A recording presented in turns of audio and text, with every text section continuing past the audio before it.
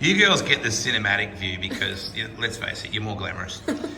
So how did you two become friends, Lisa? Actually, Hannah, how did you guys become friends? I have known Daniel my whole entire life, and come in obviously with that. Eventually, he started seeing Lisa, and we knew each other. And growing up, my dad was really good friends with Daniel, basically like another father figure to Daniel. And then the relationship with Lisa came along, and we developed over time. And this is kind of like more of a family thing than anything, not a friendship, more family from the beginning. Yeah. Did you work on your dad's car? Like, did you do work on other cars? Like, how did your love of drag racing come about? So my my parents decided to buy a race car, and then 3 weeks later found out they were pregnant with me. So I didn't... You ruined it. I know, that's what they say. But so I was just forced into drag racing. There was no choice. It was fit in or... you're not going to survive. So I was at the racetrack at 2 weeks old. So I didn't really get a choice but to show interest. But I eventually, I think at 15, backed up my first car. Oh, your first back. You always remember your first. Yes, I know. I have a picture of it and everything. I didn't really show too much interest in the mechanical side of cars, but I was always at the racetrack and have volunteered in probably every possible position at the Motorplex. And then it evolved into where I am now. So, Lisa, when did the idea come about that this would be an all-girl team? Wasn't until we actually basically purchased the car, and then Daniel and I spoke about it, and it's never been done anywhere. So it's just a different avenue. It's good for sponsorship and promotion. So we opted to go down that path, and we put an ad on Facebook. Hannah was our first recruitment. That's pretty cool. Yeah. We spoke to Hannah first before we put any ads up, and said to her that we're keen for her to join our crew. We had people apply online through our Facebook page. Really? We I didn't had know some that. people come through. So Renee, that crews for Zibris. Yes. She actually crewed for us originally. Renee Sims. She was my motor girl until she got the opportunity to go over to Queensland. And so Pete headhunted her. Yeah. Jeez. Okay. Yep. Yeah. So she applied online, and we had a couple of other people. So now we've had some people leave the team, and we've fully recruited, and we've got a tight-knit team, and I don't think we'll go anywhere else with who we've got. So I've got to give Daniel a lot of credit for standing back.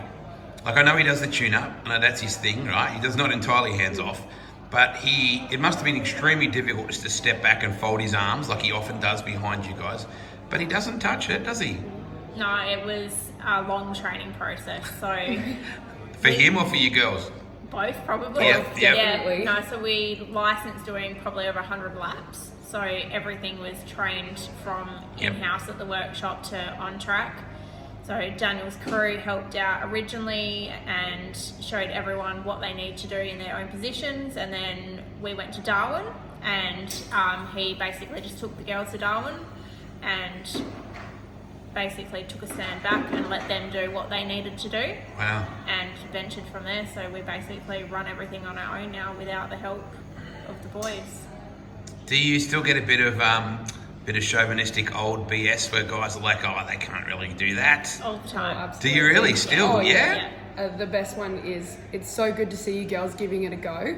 Oh. That one we get quite a lot, and we're like, oh yeah, thanks mate, we'll see you out on the track. How do you calm her down, Lisa? Because clearly she's the excitable one of you two.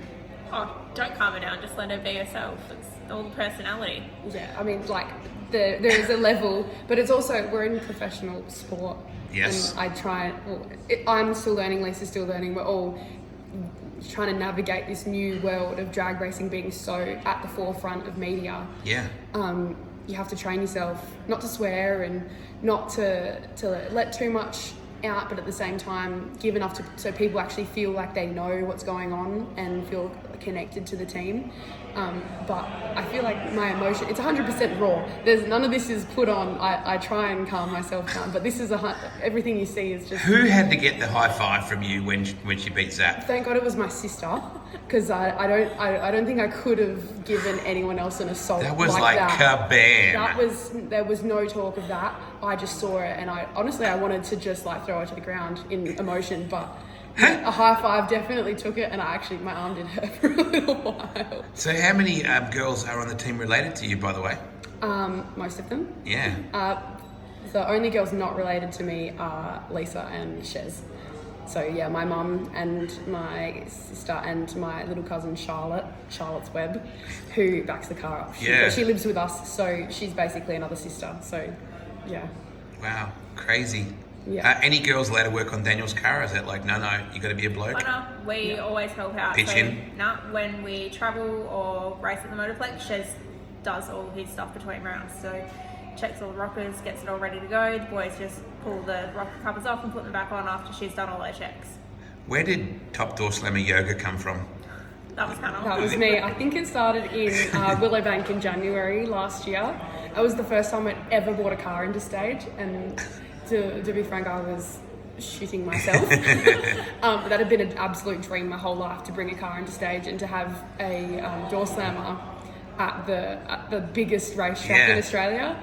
And then I realised, oh my God, I'm really tall and he's really low to the ground, and I didn't really know how to get the logistics right. So I did what I thought I was doing, and then all of a sudden Wade's like, oh, these Gregorini girls and their yoga.